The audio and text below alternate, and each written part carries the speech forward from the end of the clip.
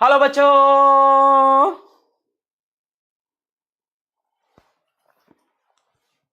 Good evening.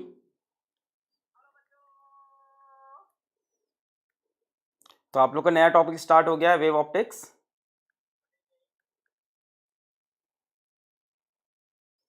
I hope आप लोग पढ़ रहे होगे।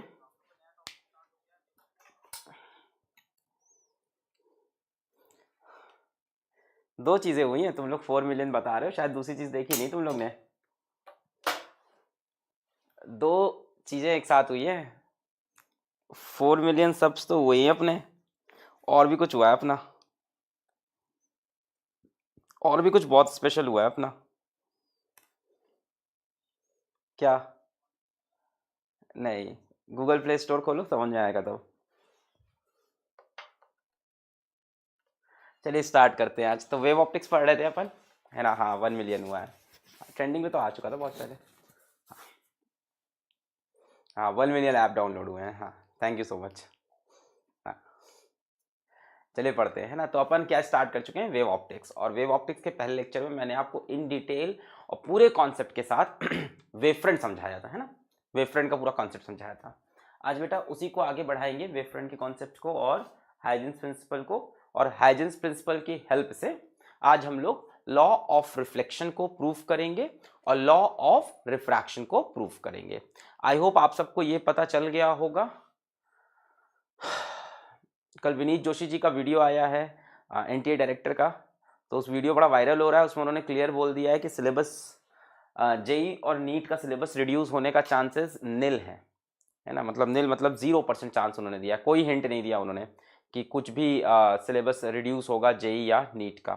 डेट्स बोली है कि जेई की पीछे चली जाएगी, जनवरी में जेई नहीं होगा, ये उन्होंने क्लियर समझा दिया है। जो जेई था वो फेब में होगा, ये उन्होंने क्लियर बोला है। तो आप लोग के लिए अच्छा है, लक्ष्य बैच का सिलेबस भी खत्म हो जाएगा। उन्होंने बोला जनवरी वाला जेई जनवरी में नहीं होगा इस बार, फेब में होगा। और फेब में कब होगा अभी डेट नहीं बताई उन्होंने, बट अपने वीडियो में उन्होंने बहुत ही क्लियर कट बोला कि सिलेबस रिड्यूस नहीं होगा, भले ही वो आईआईटी जेई का हो, भले ही वो नीट का हो। ठीक है, तो साल भर अच्छा हुआ कि हम लोग ने सारा सिलेबस पढ़ा। और सोचो मैं तुम लोग की वो रिक्वेस्ट मान लेता तो कि पहले रिड्यूस सिलेबस पढ़ा दो बाद में। मुझे पता था क्योंकि कॉम्पिटिटिव एग्जाम का सिलेबस रिड्यूस होना एक बड़ी बात हो जाती है ना। तो अच्छा हुआ कि हम लोग ने साल भर कंप्लीट पढ़ाई की है। ना ही जेई का सिलेबस रिड्यूस हुआ है, ना ही नीट का। हम लोग ने जो इन डिटेल सारी चीजें पढ़ी हैं सब आएंगी आईआईटी जेई में भी और नीट में भी आएंगी। बात समझ में आई? कुछ नहीं कटा वहां से, सिर्फ बोर्ड में सिलेबस रिड्यूस हुआ है, कॉम्पिटिटिव एग्जाम से कोई सिलेबस रिड्यूस नहीं हुआ है। तो अपन यहाँ से भी अब आगे पूरा सिलेबस पढ़ेंगे जैसे अभी तक किया हम लोग ने। अभी तक भी कुछ नहीं छोड़ा, आगे भी कुछ नहीं छोड़ेंगे। जैसे आगे न्यूक्लियाई चैप्टर में काफी टॉपिक्स कटे हुए थे, बट अब हम लोग उसको भी इन डिटेल पढ़ेंगे। तो शुरू करें आज का लेक्चर। 1 2 3। हेलो बच्चों, क्या हालचाल? बढ़िया एकदम। So I welcome all of you to the super Lakshya batch for class 12 boards, JEE Mains and NEET. और अभी हम पढ़ रहे हैं अपना नया और खूबसूरत सा टॉपिक वेव ऑप्टिक्स। और आज वेव ऑप्टिक्स का एक छोटा सा खूबसूरत सा लेक्चर नंबर 2। कुछ बहुत ही प्यारे से कॉन्सेप्ट मैं आज आपको बताऊंगा वेव ऑप्टिक्स के अंदर। पहले लेक्चर में आपको इंट्रोडक्शन मिला हाइगेंस प्रिंसिपल से, जिन्होंने ये बताया कि लाइट एक वेव है ना। वेव ऑप्टिक्स में हम लाइट का कौन सा नेचर पढ़ेंगे? ऑफ कोर्स वेव नेचर पढ़ेंगे, कि चैप्टर का नाम ही वेव ऑप्टिक्स है।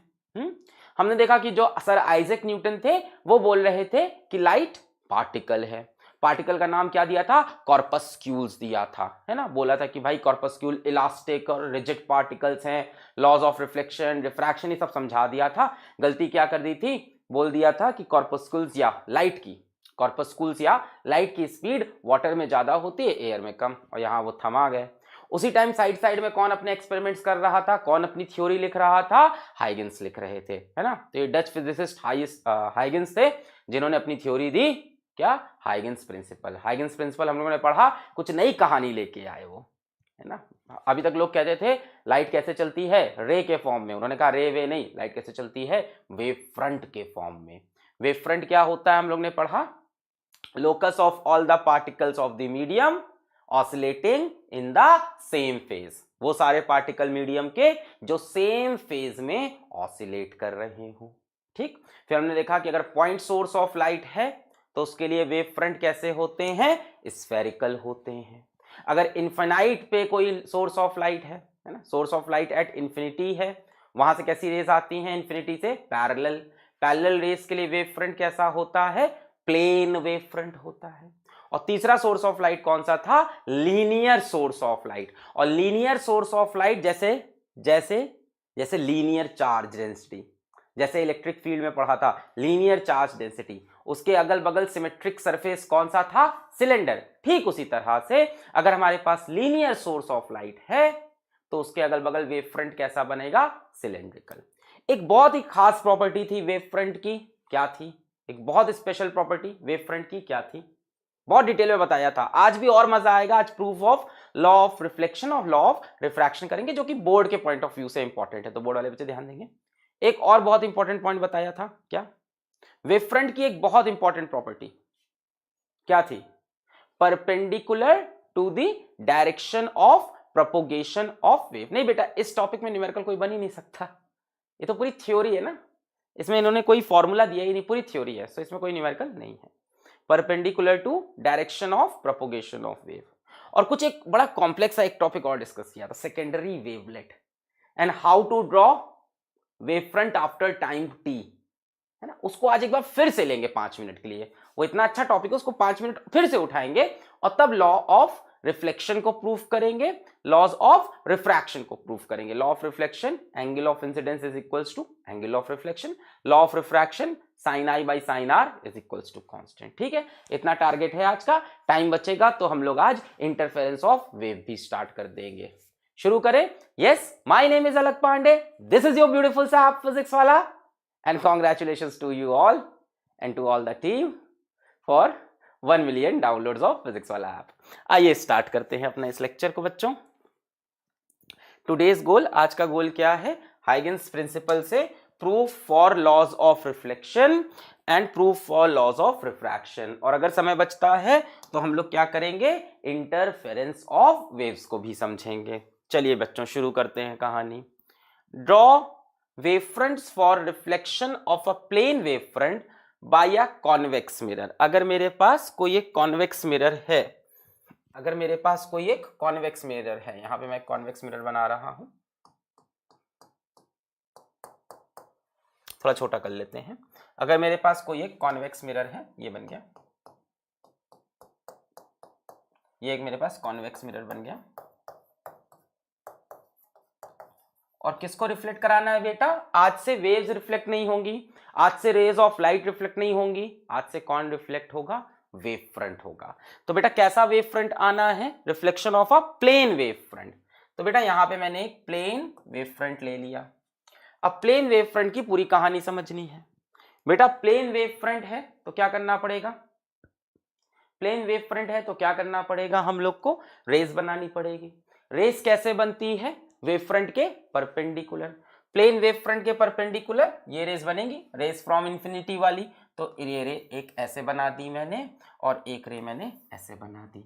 ठीक है, अब rays of light coming parallel to principal axis of a convex lens, rays of light coming parallel to the principal axis of a convex lens। बेटा क्या होंगी, ये rays of light आएंगी और डाइवर्ज हो जाती हैं, पैरेलल आती हैं डाइवर्ज, और डाइवर्जेंट रेस पीछे कहां से आती हुई दिखेगी, पीछे फोकस से आती हुई दिखेगी, ऐसे पीछे कहां से आती हुई दिखेगी, फोकस से आती हुई दिखेगी, यूं, इधर से भी यूं, ऐसे पीछे कहां से आती हुई दिखेगी, फोकस से। अब बेटा मेरे को वेव फ्रंट बनाना है। वेव फ्रंट क्या होता है, perpendicular to wave.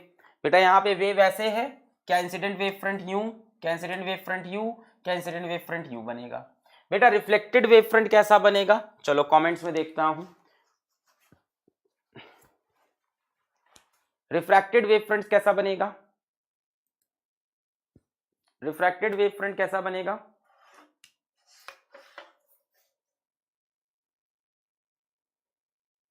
C type. बेटा सी टाइप नहीं, स्फेरिकल बोलेंगे उसको। यहां पे पॉइंट सोर्स ऑफ लाइट है, ये क्या है, पॉइंट सोर्स ऑफ लाइट है। पॉइंट सोर्स ऑफ लाइट के लिए देखो ऐसा लग रहा है ना, इन रेस के लिए ये क्या हो गया बेटा, क्या हो जाएगा, वर्चुअल ऑब्जेक्ट। इस रे के लिए ये क्या है, वर्चुअल ऑब्जेक्ट, ऐसा लग रहा है रेज यहां से आ रही हैं, इनके लिए क्या बनेगा बेटा, स्फेरिकल टाइप का बनेगा, यूं ये रिफ्लेक्टेड वेव फ्रंट। तो मैंने व्हाइट से दिखाए incident wave front, wave front के लिए WF यूज करें, वेव फ्रंट, और रेड से दिखाए reflected wave front, wave front WF। Clear. तब आप किसी भी लेंस मिरर के लिए वेव फ्रंट्स बना सकते हैं। तरीका क्या है कि आप पहले रे डायग्राम कंप्लीट कर लो और उसके परपेंडिकुलर दिशा में वेव फ्रंट खींच दो, बहुत आसान है। चलिए आगे बढ़ते हैं बेटा। Next, what is the shape of the wave front on earth for sunlight. Shape of wave front कहां पे बेटा, ऑन अर्थ फॉर सनलाइट। सोचें जरा, सोच के बताएं बेटा। सूरज से, सूरज कैसा सोर्स है, वैसे तो यहां से तो पॉइंट सोर्स है, अगर आसपास से देखेंगे तो सूरज कैसा सोर्स दिखेगा हमें, पॉइंट सोर्स दिखेगा, है ना। अगर आप नियर से देखोगे, आसपास देखोगे तो पॉइंट सोर्स, हाँ स्फेरिकल बता रहे हैं लोग।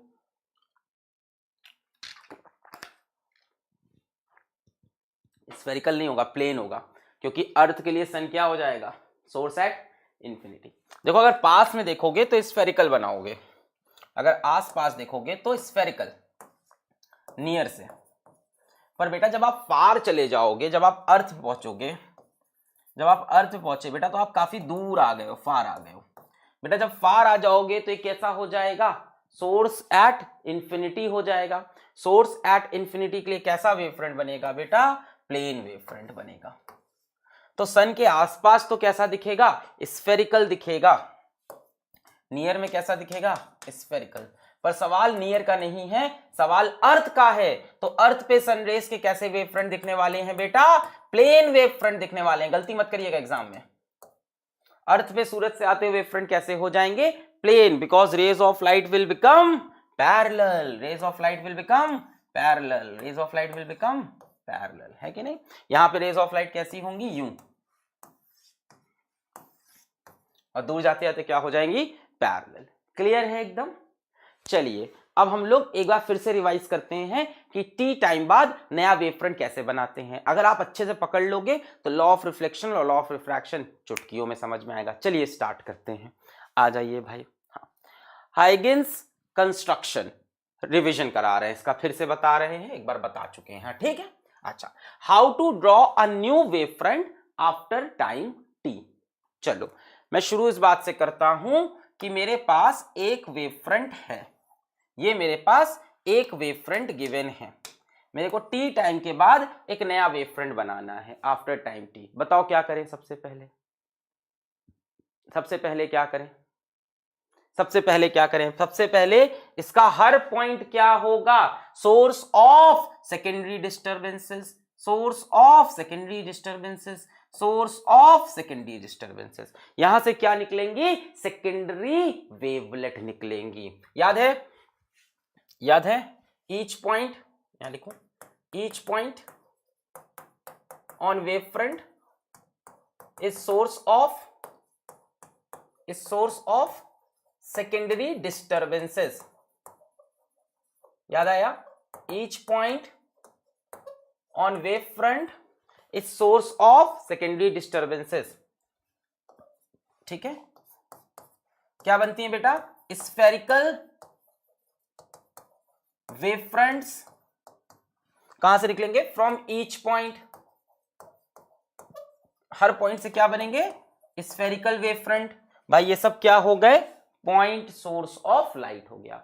वेव फ्रंट का हर पॉइंट क्या है, पॉइंट सोर्स ऑफ लाइट। यहां से क्या निकलेगा बेटा, पॉइंट सोर्स ऑफ लाइट से स्फेरिकल वेव फ्रंट निकलेंगी, सर्कुलर नहीं बेटा, स्फेरिकल, हर तरफ स्फेरिकल वेव फ्रंट्स निकलेगी। अच्छा, और कुछ information, spherical wave front from each point called, क्या बोलते थे इसको हम लोग, सेकेंडरी वेवलेट्स बोलते थे शायद, कॉल्ड सेकेंडरी वेवलेट्स। और कोई बात बेटा जो हम लोग भूल रहे हो, शायद कोई एक बहुत इंपॉर्टेंट बात बेटा, सेकेंडरी वेवलेट किस स्पीड से चलती हैं, याद आया, secondary wavelets travel with speed of wave, मान लेते हैं स्पीड ऑफ वेव v है, तो सेकेंडरी वेवलेट भी किस स्पीड से चलेगी, v स्पीड से चलेगी, है ना। अच्छा, अब बेटा मैंने पूछा कि t टाइम बाद सेकेंडरी वेवलेट कहां पहुंचेगी, t टाइम बाद सेकेंडरी वेवलेट कहां पहुंचेगी, after time t secondary wavelet कहां पहुंचेगी। तो तरीका क्या होगा, हम लोग क्या करेंगे, क्या बनाएंगे, एक आर्क बनाएंगे with radius r is equals to v into t. Speed क्या है, इस मीडियम में वेव की स्पीड v है, तो सेकेंडरी वेवलेट की स्पीड भी v होगी। भाई जैसे वेव आगे बढ़ती है वैसे वेवलेट आगे बढ़ती है। t टाइम बाद वो वेवलेट कहां पहुंच जाएगी, वो पता है vt का स्फीयर बनाएगी, स्फीयर ऐसे बन जाएगा। बट हमें किससे मतलब होता है, हमें सिर्फ फॉरवर्ड डायरेक्शन से मतलब होता है। तो यहां से हम एक आर्क बनाएंगे u, कितनी दूर, यहां से कितनी दूर, vt दूर। यहां पे सेंटर बना के एक और आर्क बना लेंगे, यहां से कितनी दूर, vt दूर। ऐसे ही जगह जगह आर्क बना लेंगे। फिर क्या बनाएंगे बच्चों, हम एक फॉरवर्ड टेंजेंट, क्या बनाया हमने, एक फॉरवर्ड टेंजेंट, बैकवर्ड नहीं बनाते ना, सिर्फ क्या बनाते हैं, फॉरवर्ड टेंजेंट। ये क्या बनाते हैं, टेंजेंट एनवेलपिंग, याद है, enveloping the forward wavelets. Backward वाली से हमें कोई मतलब नहीं, पीछे वाली की इंटेंसिटी क्या होती है, 0। ये क्या बन गया बेटा, न्यू वेव फ्रंट बन गया। ध्यान देना इस पे, क्या बन गया, new wave front, new wave front. Clear है, मेरे ख्याल से सभी लोग को समझ में आ गया था, उस दिन मैंने इतना डिटेल बताया था। बहुत बढ़िया बेटा, बहुत बढ़िया, आपको नया वेव फ्रंट बनाना बहुत अच्छे से आता है, वेरी गुड बेटा, Huygens principal.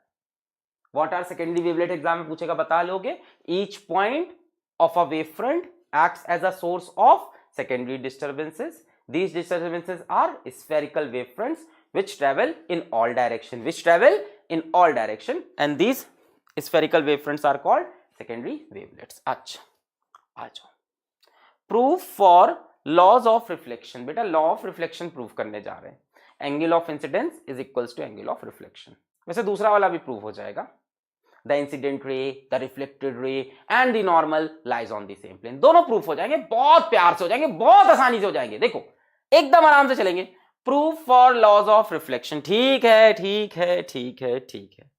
Proof for laws of reflection. अपन इंसिडेंट रे लेके आते हैं, ये अपने पास रिफ्लेक्टिंग सरफेस है, ये अपने पास रिफ्लेक्टिंग सरफेस है। अपन इंसिडेंट रे लेके आते हैं, तो मैं इंसिडेंट रे लेके आया, ये इंसिडेंट रे यहां टकराई, और एक और ले आते हैं पैरेलल इंसिडेंट रेस। एक इंसिडेंट रे मैं यू लाया, एक इंसिडेंट रे यू टकराई इधर, और एक इंसिडेंट रे यू आई, ठीक है, ऐसे गई, यहां टकराई, ठीक है, ये इंसिडेंट रे यहां टकरा रही है, ठीक है, एक यहां पे टकराई और एक इसके पैरेलल ले आते हैं, ये ले आया मैं पैरेलल, यहां टकराई, ठीक है। ये क्या है हमारी बेटा, इंसिडेंट रे है।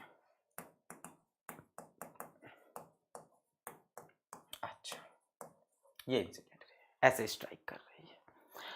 बेटा आप मेरे को इंसिडेंट वेव फ्रंट बना के दिखा सकते हो क्या, इंसिडेंट वेव फ्रंट बना के दिखा सकते हो, क्या चीज, इंसिडेंट वेव फ्रंट। बेटा वेव फ्रंट कैसे बनेगा, इंसिडेंट रे पे इंसिडेंट वेव फ्रंट कैसे बनेगा, इंसिडेंट रे पे इंसिडेंट वेव फ्रंट कैसे बनेगा। वेव फ्रंट क्या होता है बेटा, रेज के परपेंडिकुलर, ये रेज आ रही हैं, इनके परपेंडिकुलर वेव फ्रंट बनेगा ए यू, इनके परपेंडिकुलर बेटा वेव फ्रंट बना यू, इंसिडेंट रेज के परपेंडिकुलर वेव फ्रंट बनाया यू, ऐसे इंसिडेंट रेज के परपेंडिकुलर वेव फ्रंट बनाया ऐसे। इसको हम लोग क्या बोलेंगे, इंसिडेंट वेव फ्रंट। 90 डिग्री क्यों बना रहे हैं, क्योंकि रेस के परपेंडिकुलर। इसका नामकरण करते हैं, आइए इसका नामकरण करते हैं। इसको मैंने बोला ए, इसको मैंने बोला बी। ए बी क्या हो गया, इंसिडेंट वेव फ्रंट। यहां साइड में सब लिखते जाते हैं। ए बी क्या है, इंसिडेंट WF वेव फ्रंट। चलो बेटा ठीक है, इंसिडेंट वेव फ्रंट बन गया। अब आगे कहानी सोचते हैं। यहां से रेज गई और यहां स्ट्राइक की, मैंने दो पैरेलल रेज ली हैं, ठीक है, दो पैरेलल रेज, एक यहां स्ट्राइक की, एक वहां। अच्छा, मान लेते हैं बेटा जिस मीडियम में ये खेल हो रहा है उस मीडियम में स्पीड v है। लाइट आई, लड़कर वापस इसी मीडियम में चली गई। रिफ्रैक्शन होता तो लाइट दूसरे मीडियम में जाती, रिफ्लेक्शन हो रहा है तो लाइट आई, लड़कर इसी मीडियम में, यानी लाइट एक ही मीडियम में है। इस मीडियम में मान लेते हैं लाइट की स्पीड v है, एकदम आराम आराम से समझा रहा हूं। हम मान लेते हैं v is speed of light in this medium. बेटा मीडियम चेंज हो रहा है क्या? बेटा मीडियम चेंज हो रहा है क्या? मीडियम चेंज नहीं हो रहा है, लड़कर वापस इसी में। v is the speed of light in this medium. v speed से ये आ रही है, v स्पीड से आ रही है। वैसे v क्या है? c भी हो सकता है। v क्या है? c भी हो सकता है।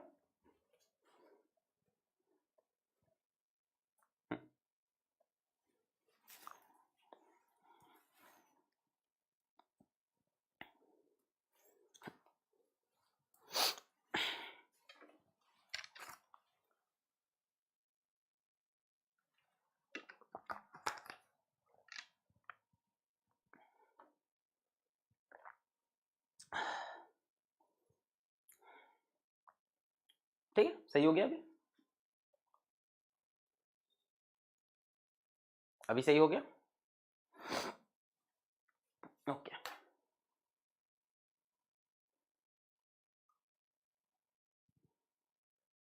क्लियर है अभी? हमने कहा इस मीडियम में स्पीड ऑफ लाइट क्या है? v है। v is the speed of light in this medium. Light यहां आई, लड़कर वापस इसी मीडियम में चली गई और इस मीडियम में स्पीड ऑफ लाइट को v बोला हमने। मान लेते हैं बेटा जब लाइट इसको टकराई, यहां पे स्ट्राइक की है जब लाइट रे, उस टाइम पे जो टाइम है वो टाइम है 0। t इज इक्वल्स टू 0 पे रे यहां पे टकराई है। मान लेते हैं t इज इक्वल्स टू 0 पे रे यहां पे टकराई है, t इज इक्वल्स टू 0 पे। अब मान लेते हैं कि t टाइम के बाद अगला वेव फ्रंट कहां पहुंचा।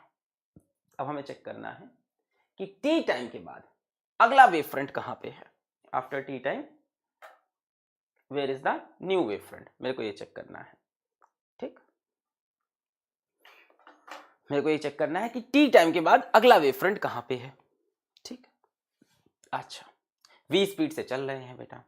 नया वेव फ्रंट बनाने का तरीका क्या है कि यहां पे सेंटर लेके एक आर्क बनाऊं जिसका रेडियस कितना हो vt।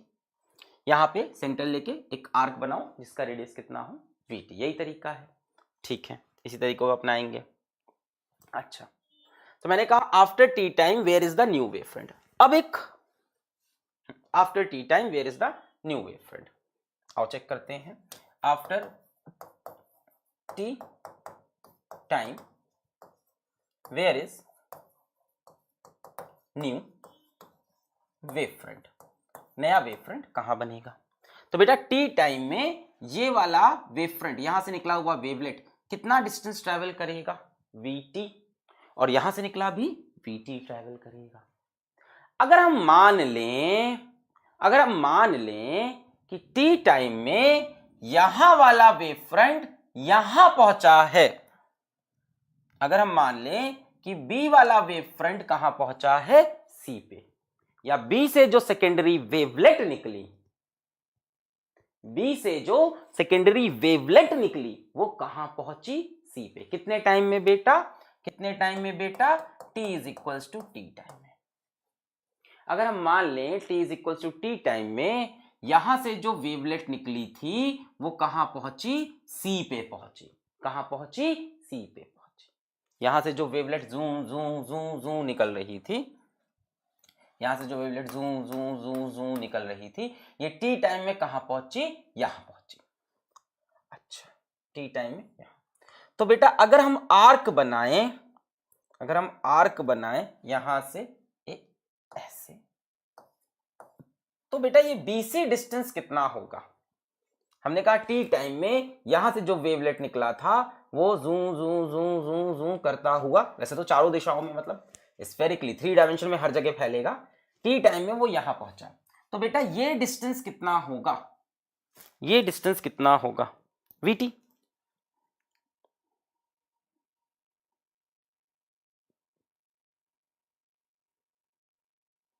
वीटी होगा, ठीक है, सभी को समझ में आया। तो हम बोल सकते हैं जो बीसी डिस्टेंस है वो कितना हो रहा है, बीसी कितना हो रहा, वीटी हो रहा है। अच्छा बेटा ये हो गया। अब मेरे को टी टाइम बाद नया वेव फ्रंट बनाना है, तो यहां से तो मैंने आर्क बना ली, कितनी लंबी, वीटी लंबी। अब दूसरी आर्क कहां से बनानी चाहिए बेटा, यहां से मैंने आर्क बना ली, कितनी लंबी, वीटी लंबी। दूसरी आर्क कहां से बनेगी जरा ये बताओ, यहां से रखा और यूं आर्क बना ली,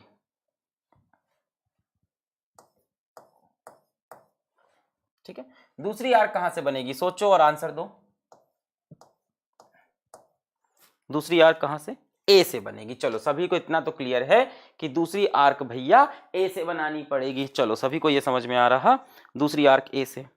अब एक बात बताओ, अगर मैं ए से आर्क बनाऊं बेटा, तो ए से जो वेवलेट निकलेगी वो इधर आएगी नीचे। यही भी तो हाइगन्स प्रिंसिपल में थोड़ी गड़बड़ी है। वो क्या बोलते हैं कि secondary wavelet travels in all directions. Secondary wavelet क्या है, spherical wave front. Secondary wavelet क्या है, स्फेरिकल। सेकेंडरी वेवलेट क्या है, spherical wave front. It travels in all direction, यहां से निकलेगा बेटा, यहां से सर्कल ऐसे, स्फीयर ऐसे हर डायरेक्शन में फैलेगा, यूं यूं यूं हर डायरेक्शन। पर यहां पे अब हमें थोड़ा अपना दिमाग यूज करना पड़ेगा कि रे यहां से आकर लड़कर इधर ही जानी है। अगर रेज ऐसे आई है तो लड़कर इधर ही, इधर तो रेज नहीं जाएगी। थोड़ा तो कॉमन सेंस भी लगाना पड़ेगा भाई।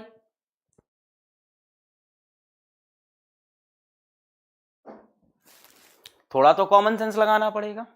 अपन ये नहीं कह सकते कि वेव फ्रंट हम यहां बना लें, कोई मतलब नहीं भाई, लाइट लड़कर इधर जानी है। सुटुक सुटुक सुटुक सुटुक, वेव फ्रंट तो यहां कहीं बनना चाहिए। टुटुक टुटुक, वेव फ्रंट तो यहां कहीं बनना चाहिए, जाहिर सी बात है। टुक टुक है ना। तो अब हमें देखना होगा कि यहां से भी, अच्छा यहां से भी कितना आर लेना होगा, वीटी ही लेना होगा। यहां से जो वीटी है वो ये मेरे ख्याल से यहां बनाना बहुत जरूरी है ना। यहां पे रख के ऐसे मैंने घुमाया, स्फीयर बना पूरा, यहां से वीटी का ये पूरा स्फीयर घुमा वीटी का। इधर लगाने की कोई जरूरत नहीं है, मेरे ख्याल से यहां कहीं वेव फ्रंट बनाना जरूरी है ये। तो मैं यहां लाके वीटी, ये है ना वीटी, ये कितना है, बीसी कितना है, वीटी, तो ये बीसी वीटी के बराबर, इसको यहां रखा और ये खचक घुमाया, समझे। ये बीसी कितना है, वीटी है, इसको यहां पकड़ा, यहां रखा, ये फील हुई बात। ये बीसी कितना है, वीटी, यहां रखा, बीसी कितना है, वीटी। एक मिनट,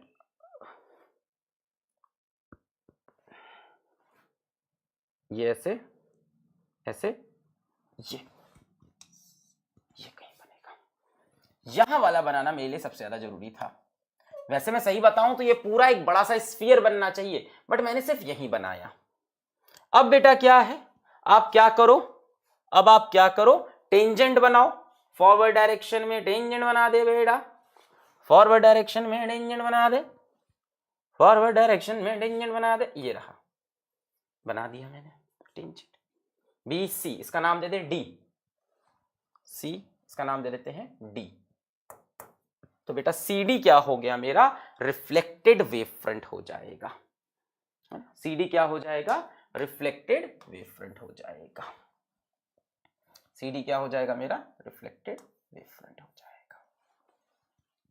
थोड़ा खूबसूरती से बना रहे हैं। ये हो गया सी, यहां कहीं डी, ये क्या हो गया, रिफ्लेक्टेड वेव फ्रंट।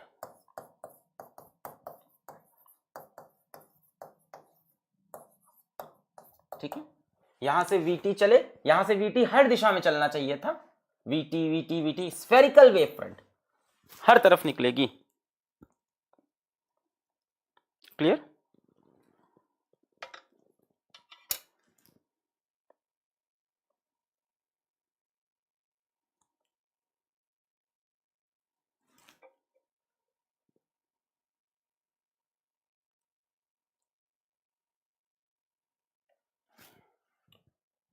क्या बोल रहा, देखो मैंने कहा मुझे नया वेव फ्रंट चाहिए, मैंने कहा मुझे नया वेव फ्रंट चाहिए आफ्टर टाइम t।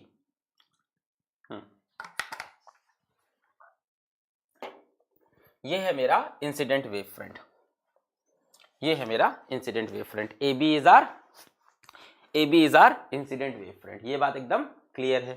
फिर मैंने बोला स्पीड ऑफ लाइट इस मीडियम में कितनी है, v। इस मीडियम में लाइट की स्पीड क्या है, v। देखो ये बड़ा कंफ्यूजिंग होता है, लोगों को बड़ा कंफ्यूजिंग लगता है, और एग्जाम में भी लोग इसका डेरिवेशन नहीं कर पाते हैं, हमेशा फंसे रह जाते हैं, या तो रट के जाते हैं और छाप आते हैं। इसका एकदम आराम से फील दूंगा, गलत करोगे ही नहीं, बहुत सिंपल है। रे ऑफ लाइट आई, टकराई, टकराई तो क्या बना, इंसिडेंट। देखो ये दो रे ऑफ लाइट लाए पैरेलल, एक को यहां टकराए, एक को यहां टकराए, यहां ले जाके आगे ले गए। एक रे ऑफ लाइट आके यहां टकराई, एक रे ऑफ लाइट ये आई चली गई ऐसे। ये क्या बनाया हमने, इंसिडेंट वेव फ्रंट। बेटा वेव फ्रंट क्या होता है, रे ऑफ लाइट के परपेंडिकुलर।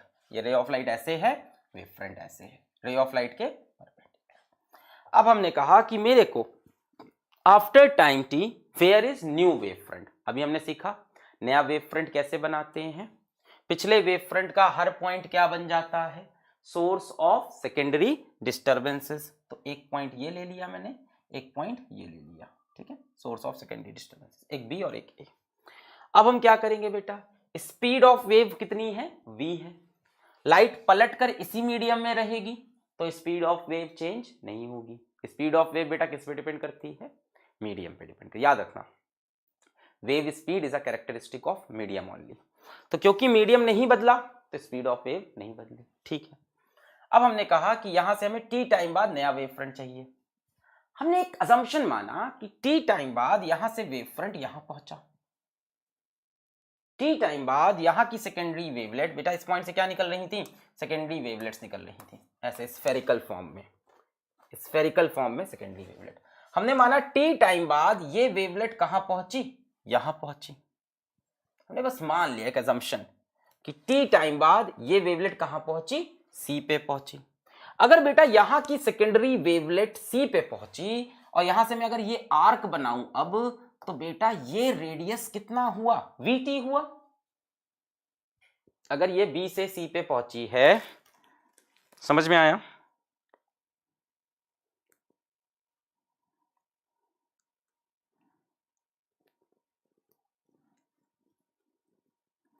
जब हाइगन गलत थे तो हम ये सब क्यों पढ़ रहे हैं, कौन बोला, अमन नारायण कह रहा है जब हाइगन गलत थे तो हम ये सब क्यों पढ़ रहे हैं। बेटा तुम ऐसा सवाल पूछ रहे हो फिर भी हम तुमको पढ़ा रहे हैं। परफेक्ट एनालॉजी, समझ में आई बात। तुम ऐसे सवाल पूछते हो फिर भी हम तुम्हें पढ़ाते हैं, तो फिर ये गलत है तो इनको पढ़ लेते हैं।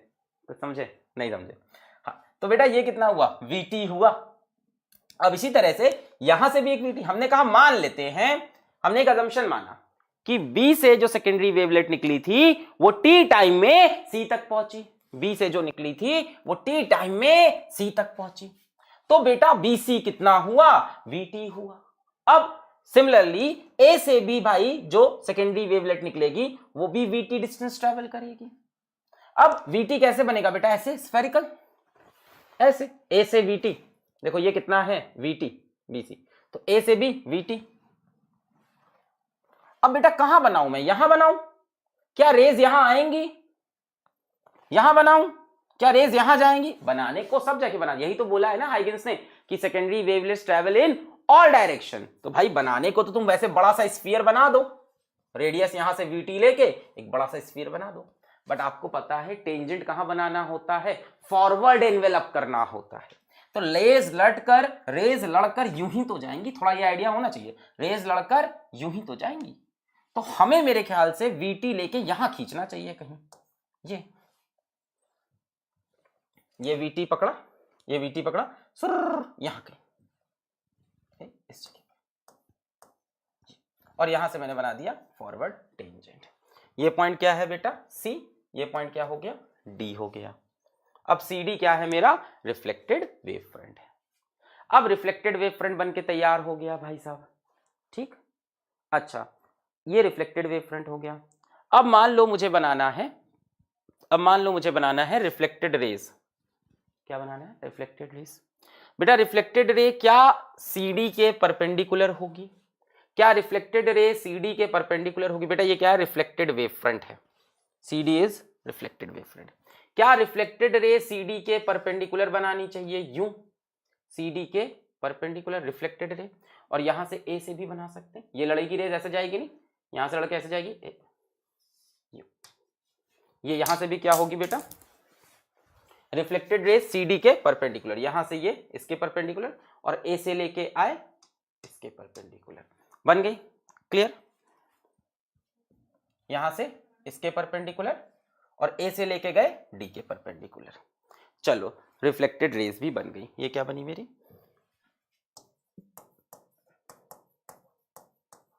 क्लियर है? मैंने यहां से बोला कि टी टाइम में वेव्स यहां पहुंची, टी टाइम में वेवलेट यहां पहुंची, तो ये कितना होगा? VT। अच्छा, फिर यहां से भी VT के लिए इधर बनाया मैंने, क्योंकि मुझे पता है रिफ्लेक्टेड रे इधर ही जानी है, तो मैंने यही वाला आर्क बनाया। फिर फॉरवर्ड टेंजेंट बनाया, ये क्या बना? Reflected wave front. फिर मैंने कहा रिफ्लेक्टेड रेस कैसी होंगी? वेव फ्रंट के परपेंडिकुलर होगी, और यहां से लड़कर भी परपेंडिकुलर हो जाएगी। बहुत बढ़िया, बहुत बढ़िया। अच्छा, अब जरा कुछ एंगल्स वगैरह देखते हैं, angle of incidence, angle of reflection, इनके ऊपर चर्चा करते हैं। Angle of incidence, angle of reflection, इन पे चर्चा करते हैं। बेटा ये इंसिडेंट रे है जी मास्टर जी, और ये नॉर्मल है। ओके सर, इंसिडेंट रे ये नॉर्मल। बेटा ये इंसिडेंट ये नॉर्मल, इनके बीच का एंगल क्या कहलाएगा? एंगल ऑफ इंसिडेंस कहलाएगा। बेटा ये कितना है? 90 डिग्री है। ये कितना है? 90 डिग्री है। ये कितना है? 90 डिग्री है। तो बेटा ये कितना हो जाएगा? 90 माइनस आई हो जाएगा। ये angle of incidence, incident ray और नॉर्मल के बीच में। ये कितना है बेटा? 90, तो ये कितना हुआ? 90 माइनस आई। अब जरा ध्यान से देखो, ये पूरा एंगल कितना है? ये कंप्लीट एंगल कितना है? 90 डिग्री। नॉर्मल और सरफेस के बीच में, नॉर्मल और सरफेस के बीच में एंगल कितना है? 90। ये कितना हुआ? 90 माइनस आई, तो रिमेनिंग कितना हो जाएगा? आई। समझे? नॉर्मल और सरफेस के बीच में एंगल कितना है? 90। ये 90 माइनस आई, तो ये कितना हो गया? आई हो गया। ठीक है, इसी तरह से बेटा आओ एंगल ऑफ रिफ्लेक्शन बनाते हैं। यहां पे ये बनाया मैंने नॉर्मल, रिफ्लेक्टेड रे और नॉर्मल के बीच का एंगल, एंगल ऑफ रिफ्लेक्शन। बेटा ये कितना है? 90। ये R हुआ, तो ये कितना होगा? 90 माइनस R। ये कितने एंगल पे है? 90 पे है। ये R हुआ, ये 90 माइनस R। अच्छा, नॉर्मल सरफेस के साथ, नॉर्मल सरफेस के साथ कितने एंगल पे है? 90 पे है। ये 90 माइनस R हुआ, तो ये कितना हो जाएगा? R हो जाएगा। ये 90, ये R, तो ये 90, ये R हुआ। नॉर्मल और रिफ्लेक्टेड रेस के बीच का एंगल, नॉर्मल और रिफ्लेक्टेड रेस के बीच का एंगल, एंगल ऑफ रिफ्लेक्शन। बेटा ये पूरा 90 था, ये R, तो ये 90 माइनस R। फिर ये पूरा 90 है, ये 90 माइनस R, तो ये R। अच्छा, दूसरी चीज देखो, क्या बेटा ये एंगल 90 होना चाहिए? Yes sir. और क्या बेटा ये एंगल भी 90 होना चाहिए? Yes sir.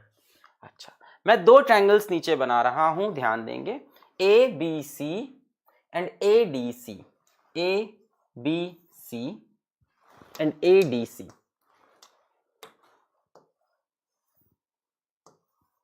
ABC, ABC, ये एंगल कितना है पूरा? एंगल BAC कितना है? I। और ये एंगल कितना है? 90 डिग्री। Angle ABC is 90।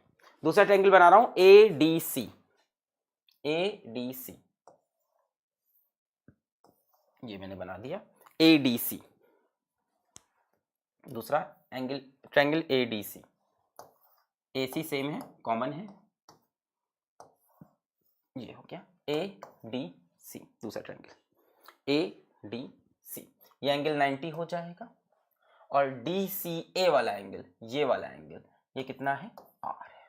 अच्छा, दूसरी चीज देखो, दूसरी चीज देखो, BC क्या है बेटा? Distance travelled by secondary wavelet in time t। क्या BC की वैल्यू VT के बराबर है?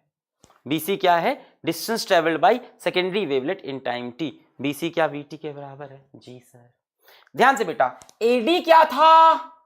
AD क्या है? Distance travelled by secondary wavelet in time T, बेटा ये भी तो वीटी होगा, एडी भी तो वीटी होगा। यहां से सेकेंडरी वेवलेट निकली, टी टाइम में यहां पहुंची, ये वीटी है। यहां से सेकेंडरी वेवलेट निकली, टी टाइम में यहां पहुंची, तो ये भी क्या होगा, वीटी होगा। तो हम बोल सकते हैं कि जो एडी है वो भी कितना है, वीटी है। तो एडी को भी वीटी लिख दिया। अब जरा इन दो ट्रायंगल को ध्यान से देखिए। इन दोनों ट्रायंगल में एक एंगल 90 डिग्री है, जी मास्टर जी है। अच्छा, दोनों ट्रायंगल का बेस कॉमन है, जी मास्टर जी बेस कॉमन है। दोनों ट्रायंगल की एक साइड वीटी है, जी मास्टर जी एक साइड वीटी है। बेटा दो ट्रायंगल जिसकी दो साइड बराबर और एक एंगल 90 डिग्री, सोचो दो ट्रायंगल जिसकी दो साइड बराबर, इनका हाइपोटेन्यूज बराबर, इसका परपेंडिकुलर भी बराबर, अपने आप बेस भी क्या हो जाएगा, बराबर हो जाएगा। दोनों ट्रायंगल कॉन्ग्रुएंट हो जाएंगे, किससे, बाय आरएचएस। होंगे कि नहीं? एक एंगल 90, एक एंगल 90, एक साइड एसी, एक साइड एसी, ये हाइपोटेन्यूज है। देखो दोनों का हाइपोटेन्यूज क्या है बेटा, सेम। दो ट्रायंगल का हाइपोटेन्यूज सेम, दो ट्रायंगल का परपेंडिकुलर सेम, तो बेस तो भाई ऑटोमेटिकली सेम हो जाएगा। इसकी एक साइड 5, इसकी एक साइड 5, इसकी एक साइड 4, इसकी एक साइड 4, बची हुई साइड 3 3 ही तो होगी। हाँ, तो क्योंकि इसका बेस हाइपोटेन्यूज सेम है, परपेंडिकुलर सेम है, 90 डिग्री है, तो by RHS these two triangle are congruent. Triangle A B C is congruent, not similar, congruent with triangle A D C. Reason दे दोगे आर एच एस से। अब बेटा अगर ये कॉन्ग्रुएंट ट्रायंगल है तो इनकी सारी साइड बराबर बराबर होगी, सारे एंगल बराबर बराबर होंगे। अच्छा, सारी साइड बराबर बराबर होगी, सारे एंगल बराबर बराबर होंगे। बेटा ये साइड और ये साइड बराबर है, तो इनके सामने वाले एंगल भी बराबर होंगे, है ना। ये साइड और ये साइड बराबर है, जब दो साइड बराबर होती है तो उनके सामने वाले एंगल भी बराबर होते हैं। ये साइड बराबर है तो इनके सामने वाले एंगल भी बराबर होंगे। क्लियर हुआ?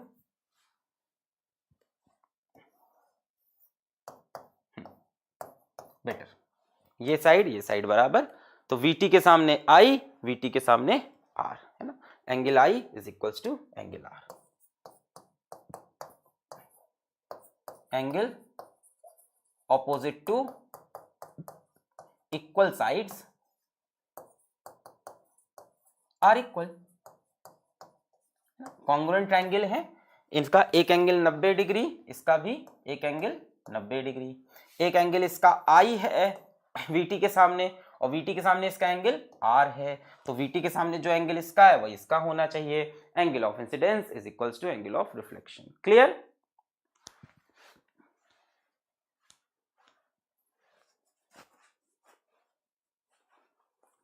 क्लियर? VT का असली वैल्यू क्या है? VT का असली वैल्यू बेटा, अब ये तो यहाँ पे हम एक प्रूफ ले रहे थे तो हमने कोई असली वैल्यू नहीं, असली वैल्यू कुछ भी हो सकती है। V स्पीड ऑफ लाइट है, C ले लो उसकी वैल्यू, T जो भी टाइम हो जाए। समझ में आई बात? Angle I is equals to R, angle opposite to equal sides are equal. Clear? तो बेटा इसको आपको एक दो बार खुद से घर में प्रैक्टिस करना है। पहले तो अगर देख के समझ में आ जाए तो देख के ट्राई करेंगे, अदरवाइज मतलब देख के मतलब नोट्स देख के समझ में आया तो अच्छी बात है, नहीं हो पाया खुद से तो वीडियो देख के फिर से इसको जरूर से ट्राई करेंगे। क्लियर? तो अभी बोल रहे हो सबके सब, बट इसको आप लोग घर में जरूर एक दो बार ट्राई करेंगे। ट्राई योरसेल्फ, क्योंकि इसमें क्या है, कुछ कुछ चीजें आप भूलने लगोगे।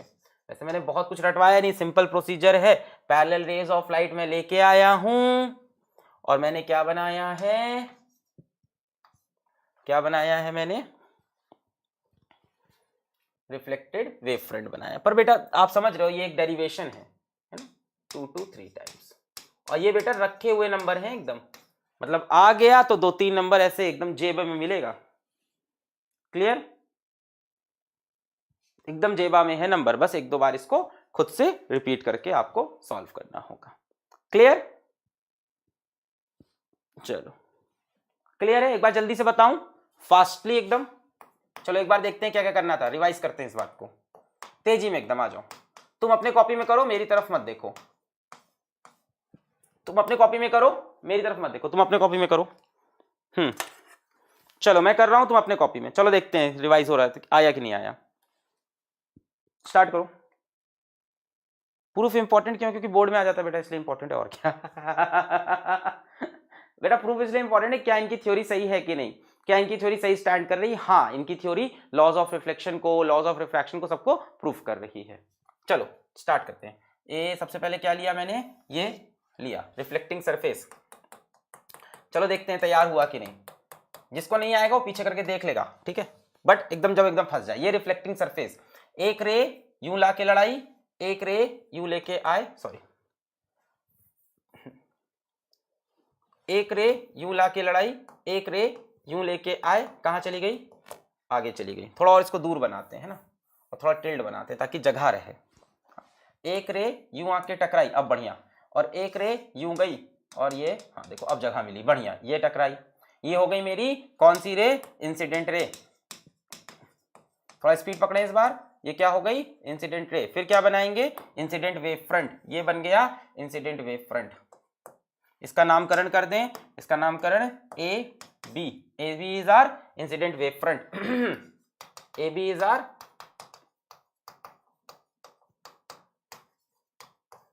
Incident wave front. फिर क्या होगा बेटा, हम लोग एक नया वेव फ्रंट बनाएंगे, कितने टाइम बाद, after time T, T time बाद मानेंगे। बी का वेव फ्रंट कहां पहुंचा, सी पे। यहां पे टाइम कितना था, 0, यहां पे टाइम कितना हो गया, टी। वेव की स्पीड क्या है बेटा, v, v is wave speed. Medium change नहीं हो रहा, वेव की स्पीड चेंज नहीं होगी। टी टाइम के बाद बेटा हमने माना यहां का वेव फ्रंट यहां पहुंच गया, तो बीसी कितना डिस्टेंस हो जाएगा, तो BC कितना डिस्टेंस हो जाएगा, VT हो जाएगा। टी टाइम के बाद ये यहां पहुंचा, तो BC कितना हो गया, VT। फिर हमें A से भी वेव फ्रंट बनाना होगा, जो A की भी वेवलेट देखनी होगी। A की वेवलेट स्फेरिकली हर डायरेक्शन में गई होगी, V स्पीड से गई होगी, तो VT लेके हम कहीं यहां पे काट देंगे। यहीं पे क्यों काटा सर, क्योंकि बेटा हमें पता है रिफ्लेक्टेड रेज ऐसे आकर रिफ्लेक्टेड रेज यूं जाएगी, तो हमने यहां से सेकेंडरी वेवलेट का VT रेडियस लेके यहां पे काटा, और ये हमने बना दिया, क्या बना दिया, टेंजेंट एनवेलपिंग दी फॉरवर्ड एनवेलप करता हुआ, सेकेंडरी वेवलेट का फॉरवर्ड एनवेलप करता हुआ टेंजेंट मैंने बनाना है। ये रहा, बन गया। ये C है, इसका नाम मैंने D दे दिया। अब बेटा रिफ्लेक्टेड रेज बनाएंगे। रिफ्लेक्टेड रेज क्या होगी, CD क्या है पहले, CD क्या है, CD मेरा रिफ्लेक्टेड वेव फ्रंट है, CD मेरा रिफ्लेक्टेड वेव फ्रंट है। बेटा रिफ्लेक्टेड रेज क्या होगी, CD के परपेंडिकुलर, ये CD के परपेंडिकुलर, और यहां से A से ये, ओहो इसको सही कर लेते हैं, कोई दिक्कत नहीं। CD के परपेंडिकुलर, पहले A से निकाल लेते हैं फिर करते हैं। तो A से निकाला, यूं गई रेस, परपेंडिकुलर होगी रिफ्लेक्टेड के, और इसको भी यूं कर लेते हैं, परपेंडिकुलर होगी CD के। ये क्या बन गई, रिफ्लेक्टेड रेज बन गई।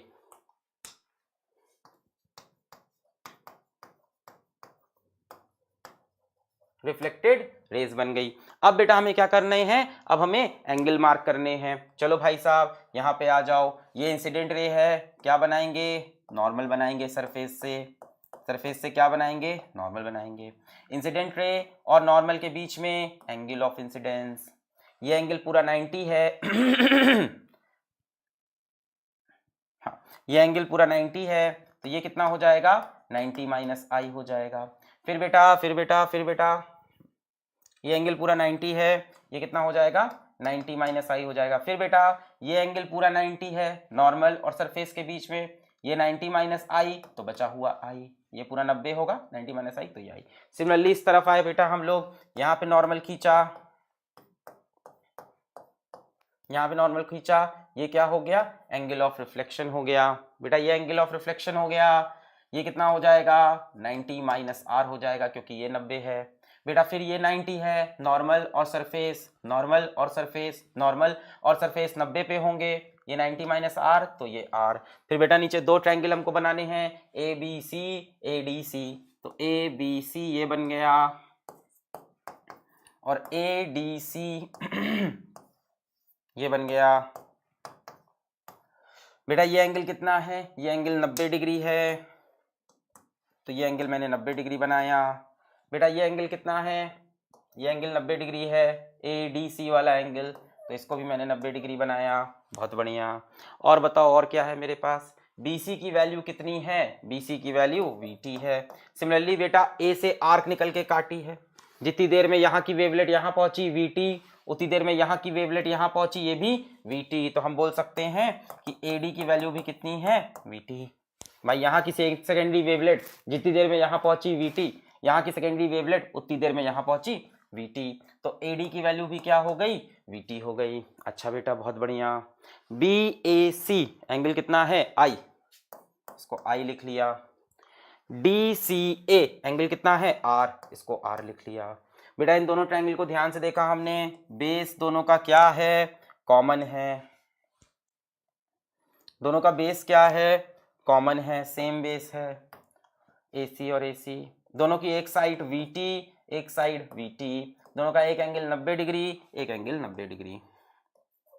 तो बेटा ये दोनों ट्रायंगल क्या हो गए? कॉन्ग्रुएंट। दो ट्रायंगल का हाइपोटेन्यूज सेम है, दो ट्रायंगल का परपेंडिकुलर सेम है, बेस भी सेम हो जाएगा। Triangle ABC is congruent, triangle ABC is congruent with triangle ADC। बेटा कॉन्ग्रुएंट ट्रायंगल है, सारी साइड सारे एंगल बराबर होंगे, इक्वल साइड के सामने वाले एंगल इक्वल होंगे। VT के सामने I है, VT के सामने R है, तो angle I is equals to angle R। ऐसे लिख लेते हैं रीजन देकर, रीजन देकर लिख लेते हैं क्या? BC is equals to AD, दोनों किसके बराबर? VT के।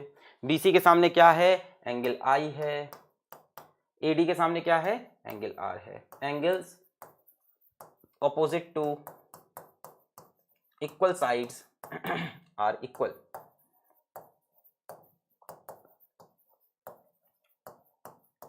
प्रूव हो गया। ये सेकेंड लॉ ऑफ रिफ्लेक्शन था, angle of incidence is equals to angle of reflection. Clear? Clear? Clear है? अब कल ले जाएंगे पेपर में। अच्छा इसमें एक छोटा सा प्रूफ वो भी कर ले, प्रूफ नहीं एक हल्की सी लाइन है बस।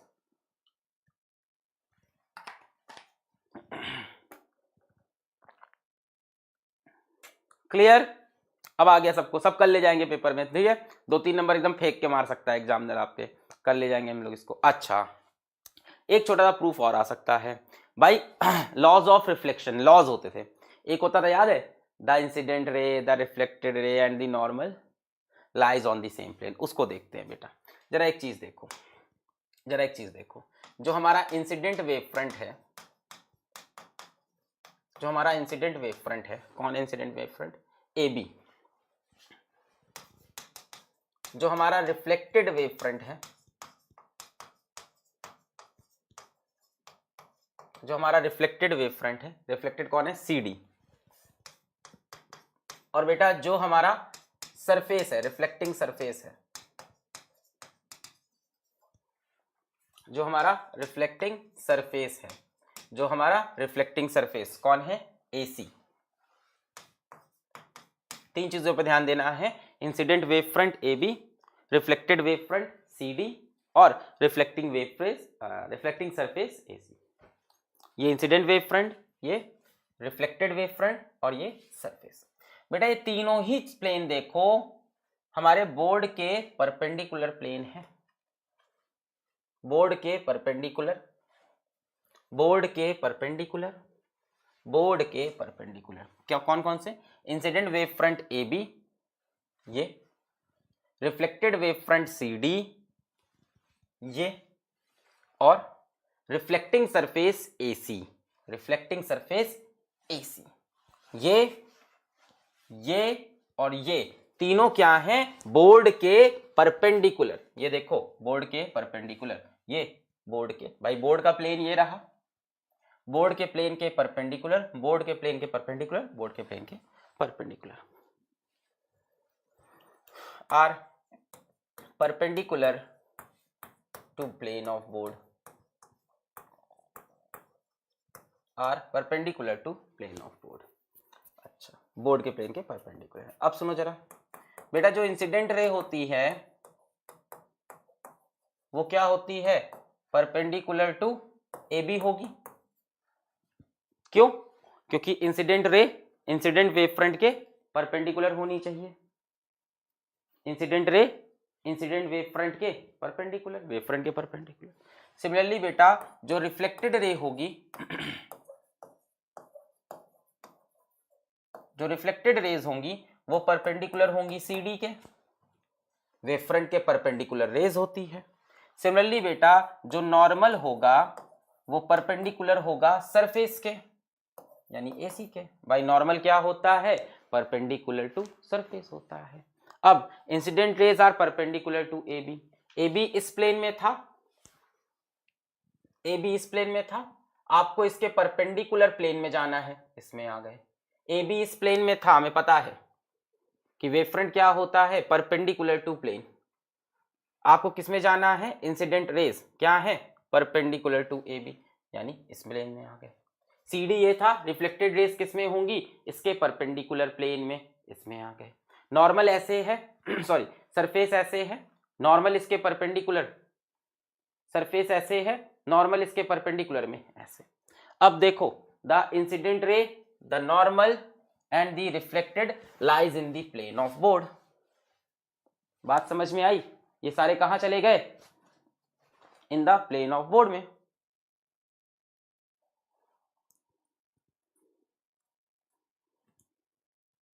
बीसी डॉटेड क्यों है, ऐसे ही है, समझाओ तो ऐसे बना लो, कोई दिक्कत नहीं है।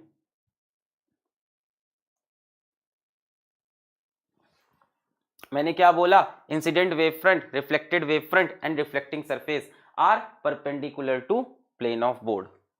ये प्लेन ऑफ बोर्ड के परपेंडिकुलर, ये प्लेन ऑफ बोर्ड के परपेंडिकुलर, ये प्लेन ऑफ बोर्ड के perpendicular. Incident wave front, reflected wave front, incident wave front, reflected wave front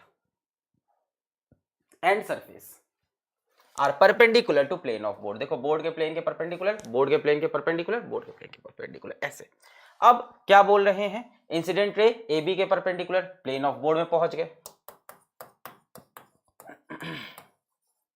incident ray A B के परपेंडिकुलर, ए बी खुद क्या है, plane of board के perpendicular. Incident ray perpendicular to A B, plane of board में।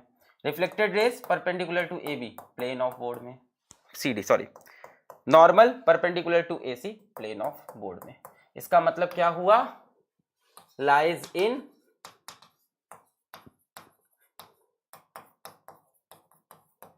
Same plane. बात समझ में आई?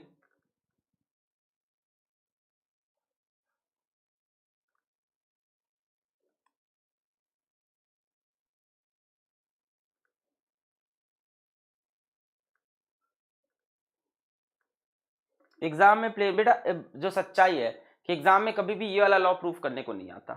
Exam में वो angle of incidence is equals to angle of reflection proof करने को कहता है। एग्जाम में आप प्लेन ऑफ पेपर लिखोगे, प्लेन ऑफ बोर्ड नहीं, तो इतनी तो लॉजिक है।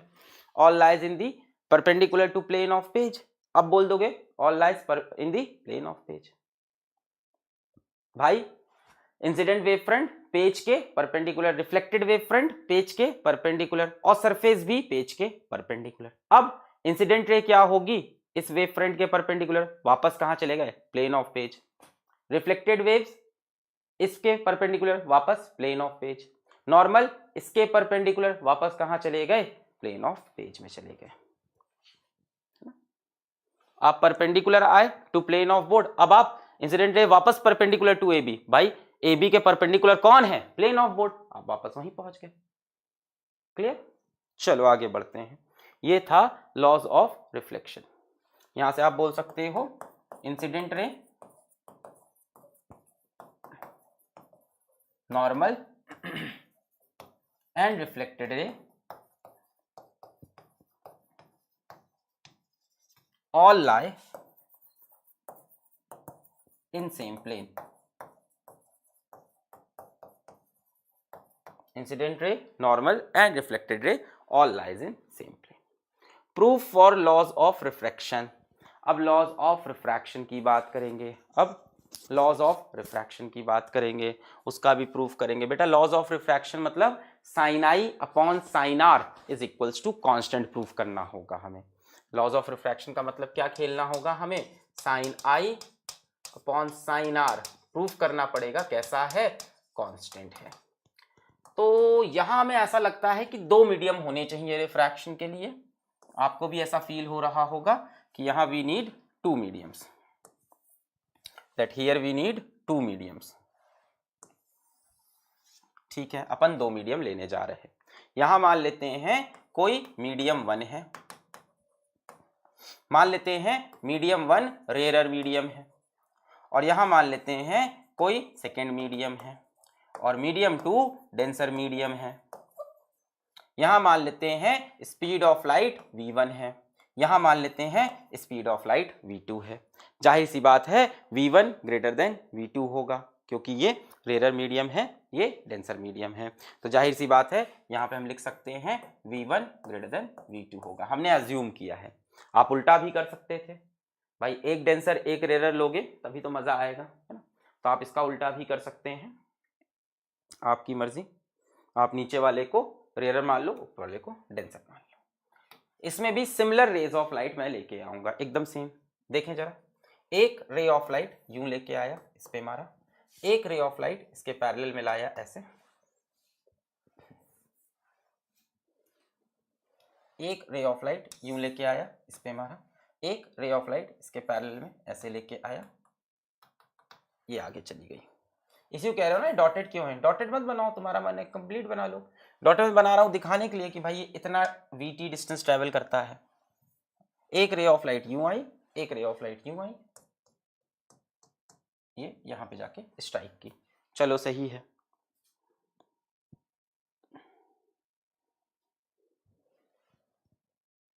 ठीक है, अच्छा यहां पे हम सबसे पहले इंसिडेंट वेव फ्रंट बनाते हैं। पहले तो इंसिडेंट रे, ये क्या है, इंसिडेंट रे हो गई मेरी। अब इंसिडेंट वेव फ्रंट बना लेते हैं, आइए। क्या इंसिडेंट वेव फ्रंट आप बना सकते हैं, ये बन गया बहुत आसानी से। इसका नामकरण कर देते हैं ए एंड बी, इधर कोपचे में लिखना स्टार्ट कर देते हैं कि ए बी क्या है, हमारा इंसिडेंट वेव फ्रंट है। इस बार तो ये जगह भी खाली रहेगी, यही लिख लिया जाए। हाँ, क्या लिखा जाए बेटा यहाँ पे, ए बी क्या है, इंसिडेंट वेव फ्रंट है। चलो आगे कहानी बढ़ाते हैं बेटा। अब ये सब कब हुआ है, मान लेते हैं फिर से वही कहानी रिपीट करते हैं कि ये सब कब हुआ है, t इज इक्वल्स टू 0 पे हुआ है। अब t is equals to t पे, यहां से आप यहां पहुंच गए हैं c पे, कहां, t is equals to t पे, यहां से जो वेवलेट निकली वो कहां पहुंच गई, c पे पहुंच गई।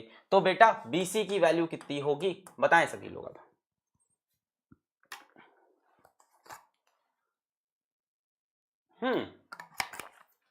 You are very correct. एक बच्चा कह रहा है लॉस के कोई प्रूफ थोड़ी होते हैं सर, लॉस तो लॉस होते हैं, एकदम सही बात है। अभी क्या चल रहा था कि हाइगेंस को ये प्रूफ करना था कि उनके लॉस सही हैं, हाइगेंस के प्रिंसिपल सही हैं। तो वो दिखा रहे थे कि मेरे प्रिंसिपल्स के थ्रू मैं लॉज ऑफ रिफ्रैक्शन को प्रूफ कर दे रहा हूं, यानी मेरे प्रिंसिपल सही लग रहे हैं लॉज ऑफ रिफ्लेक्शन और लॉज ऑफ रिफ्रैक्शन के ऊपर। मतलब नेचर में ऑलरेडी जो चीजें सिद्ध हो चुकी हैं वहां मैं सही साबित हो रहा हूं। मेरे प्रिंसिपल से चलोगे तो वही रिजल्ट मिलेगा जो एक्सपेरिमेंटली मिल रहा है। तो वो ये साबित करना चाहते थे कि उनके नियम सही हैं। वीटी है ना, बीसी की वैल्यू कितनी होगी सभी को समझ में आ गया, वीटी नहीं होगी बेटा, v1t होगी। किस मीडियम में हो, इस मीडियम में स्पीड ऑफ लाइट कितनी है, v1, तो बीसी वीटी नहीं होगा बेटा, v1t होगा। गलत सोच रहे हैं, v1t, वीटी नहीं v1t। नजर लगा दिया, कोई बोला तो बादाम खा रहे, गिर गया जमीन पर, नजर लगा दी तुमने, जमीन पे गिरवा दिया तुमने। अभी तो लाइव में खड़ा हूँ, लाइव में नहीं होता, ऐसे पोंछ के खा लेता, वो 5 सेकंड रूल भी होता है ना कि 5 सेकंड में गंदा नहीं होता। अभी ऐसा कर ऐसे खा जाता मैं तुरंत, और लाइव में खड़ा हूँ खा भी नहीं सकता। लाइव में खड़े खड़े कैसे कोई बादाम उठाएगा, पॉसिबल ही नहीं है जमीन से बादाम उठा पाना। लाइव क्लास में सबको दिख जाएगा बादाम जमीन से उठा के खा लिया है ना, तो नहीं खा सकते ना, यही तो प्रॉब्लम है। हाँ तो क्या बोला तुम्हें, बेटा बीसी कितना होगा, v1t होगा। ये मीडियम कौन सा है, इसमें स्पीड कितनी है, v1 है, v1t। अब बताओ, आगे बताओ, आगे बताओ। तो बी से जो वेवलेट निकली सेकेंडरी वेवलेट वो यहां पहुंची। चलो भाई ये बना लिया मैंने, आर्क बना लिया। बी से सेकेंडरी वेवलेट कहां पहुंची? सी पे पहुंची, मैंने मान लिया। अब बी सी कितना है? V1T। जरा ए की वेवलेट बताओ कहां पहुंचेगी? नहीं उठाया, नहीं जमीन पे गिरा हुआ है। ए की वेवलेट कहां पहुंचेगी? ए की वेवलेट कहां पहुंचेगी? क्या लगता है, क्या लगता है आपको? ए की वेवलेट कहां पहुंचेगी? यहीं पे बेटा थोड़ा सा क्लिक है इसमें अब स्टोरी में कि ए की वेवलेट कहां पहुंचेगी। सोचे, सोच के जवाब दे। ए की वेवलेट कहां पहुंचेगी? क्या इस बार भी रिफ्लेक्ट होगी? मुझे तो नहीं लगता, मुझे नहीं लगता रिफ्लेक्ट होगी भाई। इस बार तो मीडियम चेंज होना है, इधर तो जानी नहीं है। तो ए की जो वेव फ्रंट होगा, जो वेवलेट होगी वो नीचे आएगी, यहां गए। इस बार तो मीडियम चेंज होना है, रेस पलट करिए तो जानी नहीं है। अच्छा अब बेटा टी टाइम में यही तो क्लिक है, यहां देखो इन टाइम टी, एक मिनट देना।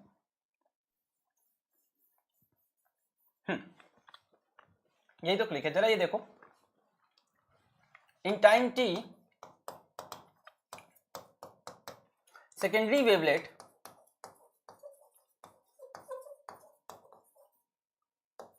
फ्रॉम ए कवर्स डिस्टेंस, बताओ from A covers distance r is equals to V2T हो जाएगा ना बेटा? कितना हो जाएगा? V2T हो जाएगा, V1T नहीं होगा इस बार, V2T होगा, क्योंकि ये वेवलेट इस मीडियम में ट्रैवल करेगी और स्पीड ऑफ वेवलेट वही होता है जो स्पीड ऑफ वेव होता है। यानी यहां से जो वेवलेट निकलेगी बेटा वो इस मीडियम में आ जाएगी, और इस मीडियम में वेव की स्पीड v2 है जो कि थोड़ी कम है, जो कि थोड़ी कम है, जो कि थोड़ी कम है। यानी ये जितना डिस्टेंस ट्रैवल किया ये उतना डिस्टेंस ट्रैवल नहीं कर पाएगा इन द सेम टाइम, क्योंकि ये अब दूसरे मीडियम में आ गया है। ये किस में आ गया है? इसका सेकेंडरी वेवलेट दूसरे मीडियम में, इसका सेकेंडरी वेवलेट यहीं चल रहा था टी टाइम में, कितना डिस्टेंस? V1T।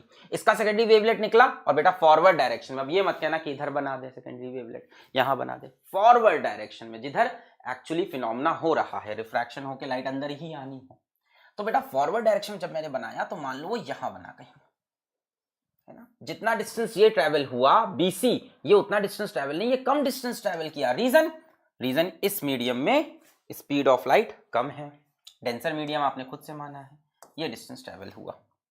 थोड़ा बढ़ा लेते हैं, बहुत ही कम हो गया था, मान लो यहां तक पहुंचे, ये डिस्टेंस ट्रेवल हुआ। अब आपको क्या बनाना पड़ेगा? टेंजेंट बनाना पड़ेगा, टेंजेंट बनाना पड़ेगा, टेंजेंट बनाना पड़ेगा। अपन टेंजेंट बनाएंगे, ये बन गया टेंजेंट, इच्छी इच्छी इच्छी बड़ा गंदा बना है। टेंजेंट बनाना पड़ेगा,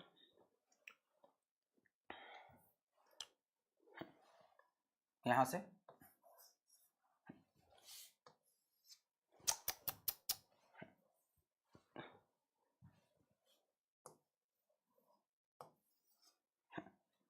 सीधा नहीं बन रहा, यहां से मान लो ये ऐसे, ठीक है। C D, C D, C D,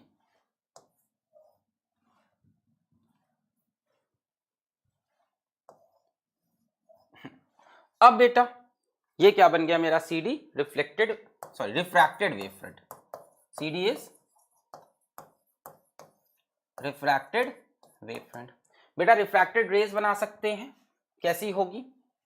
इसके परपेंडिकुलर होगी वेव फ्रंट के, ऐसे 90 डिग्री पे,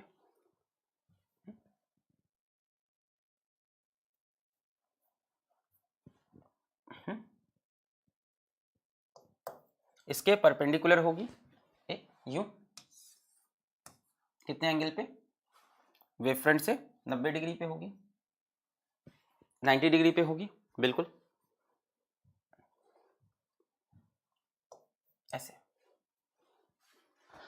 हाँ, now it explains why light bends when light travels from one medium to another medium, light bends. और बेंडिंग ऑफ लाइट अब समझ में आ रही है वेव थ्योरी से, रे थ्योरी से कुछ समझ में नहीं आया था, आज समझ में आ रहा है कि वेवफ्रंट का खेल था सारा ये। तो बेंडिंग ऑफ लाइट कोई एक्सप्लेन कर ले गया भाई,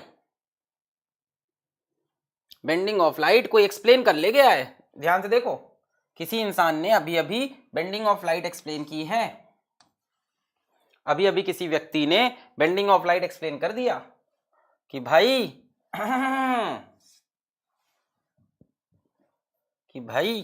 ये कुछ यूं ऐसा बनेगा। ये किसी ने बेंडिंग ऑफ लाइट समझा दी कि लाइट ऐसे आई फिर ऐसे बेंड कर गई। ये इतना खूबसूरत बना नहीं होगा, इसको और खूबसूरत बनाने की कोशिश करते हैं।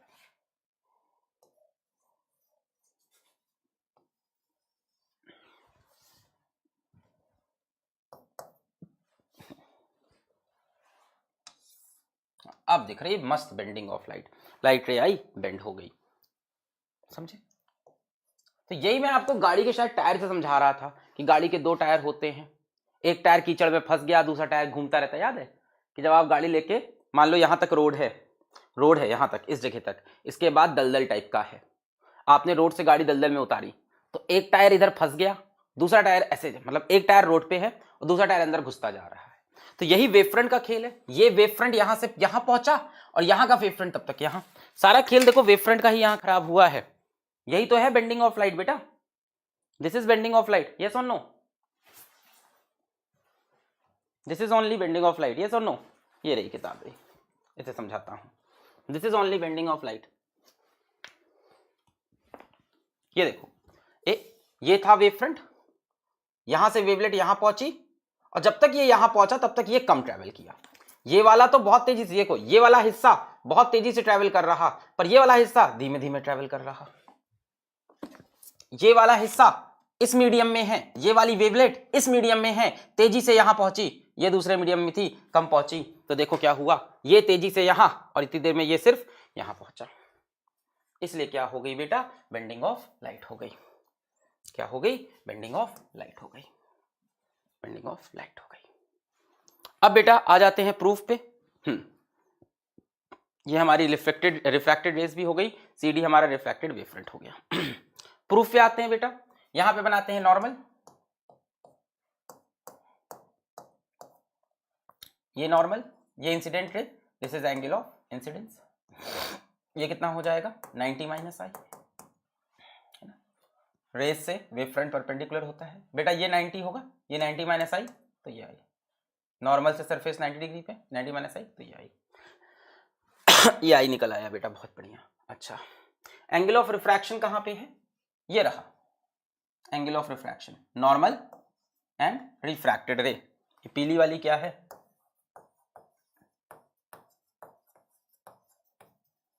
रिफ्रैक्टेड रे। ये हो जाएगा एंगल ऑफ रिफ्रैक्शन, नॉर्मल और रिफ्रैक्टेड रे के बीच का एंगल। बेटा ये पूरा एंगल कितना होगा? 90 डिग्री होगा, ये R तो ये 90 माइनस R। ये पूरा एंगल 90 डिग्री, ये R तो ये 90 माइनस R। बेटा इस ट्रायंगल को ध्यान से देखिए, एक एंगल 90 है, एक एंगल 90 माइनस R है, बचा हुआ एंगल R हो जाएगा। एक एंगल 90 है, एक एंगल 90 माइनस R है, बचा हुआ एंगल R हो जाएगा। अब मैं दो ट्रायंगल को फिर से देख रहा हूं ध्यान से, वैसे ट्रायंगल की जरूरत भी नहीं है सही बताऊं तो, एंगल्स वगैरह को जरा ध्यान से देखो। बेटा ये एंगल कितना होगा 90 डिग्री, ये एंगल कितना है 90 डिग्री। और BC की वैल्यू कितनी है? BC की वैल्यू है V1T और AD कितना होगा? AD कितना होगा? AD कितना होगा? AD is the distance travelled by secondary wavelet. ये वाली AD की वैल्यू कितनी होगी? ये AD ही तो है। AD कितना होगा? V2T। ये कितना होगा? V2T। बहुत सिंपल है बेटा, बहुत सिंपल। यहां से साइन आई की वैल्यू बताओ। ये ट्रायंगल देखो, यहां पे 90 डिग्री दिख रहा है, यहां से साइन आई की वैल्यू बताओ, perpendicular upon hypotenuse. Next page पे आ जाए क्या? यहीं लिख लेते हैं, चलो साइन आई की वैल्यू बताओ, साइन आई परपेंडिकुलर ये हुआ अपॉन हाइपोटेन्यूज, यानी v1t अपॉन AC। बेटा साइन आर की वैल्यू बताओ, साइन आर परपेंडिकुलर v2, देखो 90 डिग्री है, perpendicular upon hypotenuse AC। Next page पे चलते हैं, यहीं पे लिख लेते हैं, छोटा छोटा कर लेते हैं थोड़ा। Sine i perpendicular v1t upon AC, sine i perpendicular upon hypotenuse. Sine r perpendicular कितना है v2t, sine r perpendicular v2t upon hypotenuse AC। बेटा sine i upon sine r, बेटा sine i upon sine r, देखो जरा क्या होगा, sine i upon sine r, AC cancel, TT cancel, v1 बटे v2। Speed of light in a given medium is constant, speed of light in a given medium is constant, v1 by v2 बेटा क्या आ जाएगा, constant आ जाएगा। वैसे मान लो अगर हम ऐसे लिखें, refractive index of second medium upon refractive index of first medium, तो बेटा वो क्या होता है, v1 बाई v2 होता है। यानी आप चाहो तो इसी को आगे कंटिन्यू कर सकते हो, sine i upon sine r, v1 by v2 is μ2 by μ1। यहां से बेटा μ1 इधर भेज दिया, μ1 sine i is equals to μ2 sine r. याद आ गया सभी को, क्या बन गया,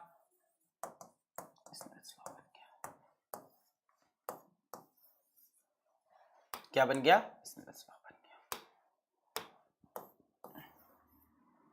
क्लियर है। बाकी दूसरा वाला तो अपने आप फिर से हो जाएगा, है ना, कि the refracted ray, incident ray and normal lie in the same plane, वो तो बहुत आसान है। फिर से देखो, incident wave front perpendicular to page of paper या board, refracted wave front perpendicular to page of paper या board, reflecting surface perpendicular to page of paper या बोर्ड। हाँ, incident rays incident wave front के perpendicular in the plane of page, refracted rays reflected wave front के perpendicular in the plane of page, normal perpendicular to refracting surface in the plane of page lies in the same plane. Clear, ये proof भी clear है। इसको भी एक बार आपको practice करना पड़ेगा, इसको भी आपको क्या करना पड़ेगा, ट्राई योरसेल्फ 1 और 2 टाइम्स। इन दोनों में से एक या हो सकता हो दोनों के आने के चांसेस हैं, 2 to 3 टाइम्स लिख लेते हैं। दोनों में से एक ही आता है, 2 या 3 नंबर का आएगा, और ये गिफ्टेड सवाल होता है बोर्ड का, वेव ऑप्टिक्स के अंदर का, गिफ्टेड एकदम, कुछ नहीं करना होता, ये डायग्राम बनाना है, थोड़ी बहुत ये सब चर्चाएं लिखनी है, यहाँ पे ये बातें लिखनी है और खेल खत्म करना है। अब इसके बाद आज आगे नहीं पढ़ाते, क्लास यहीं पे खत्म करते हैं कि नेक्स्ट टॉपिक फिर लंबा उठेगा, इंटरफेरेंस ऑफ वेव। तो इसको प्रैक्टिस करेंगे, प्योरली बोर्ड का टॉपिक था। आई होप अब हाइगेन्स प्रिंसिपल यहीं पे एंड होता है। अगर कोई आपसे पूछे what are the failures of Huygens principle, कहां पे प्रिंसिपल ये फेल कर गया, बहुत सिंपल सी बात है। पहली बात तो ये, जो तू टिकटॉक पहली बात तो ये, इनके अकॉर्डिंग लाइट कौन सी वेव है, इनके अकॉर्डिंग लाइट कौन सी वेव है, मैकेनिकल वेव है। लाइट को मीडियम की जरूरत है, ये क्या बोलते हैं, लाइट को मीडियम की जरूरत है, बट आपको पता है लाइट इलेक्ट्रोमैग्नेटिक वेव है। दूसरी बात ये, लाइट को ये ट्रांसवर्स वेव बता रहे हैं, सॉरी लॉन्गिट्यूडनल वेव बता रहे हैं, यो यो यो यो यो यो वाली, कि मीडियम के पार्टिकल यो यो यो यो वाइब्रेट करते हैं। आपको पता है लाइट में इलेक्ट्रिक फील्ड और magnetic field perpendicular to the direction of propagation of wave vibrate करती है, यानी लाइट ट्रांसवर्स वेव है। तो इस तरह की मिस्टेक्स आप बता सकते हैं जो इन्होंने कर रखी है। बाकी इनकी और भी मिस्टेक्स हैं, उनको हम लोग डिस्कस कर लेंगे आगे, ठीक है। सो यहीं पे इस लेक्चर करते हैं समाप्त, पढ़ाई करते रहें, ऑल द वेरी बेस्ट।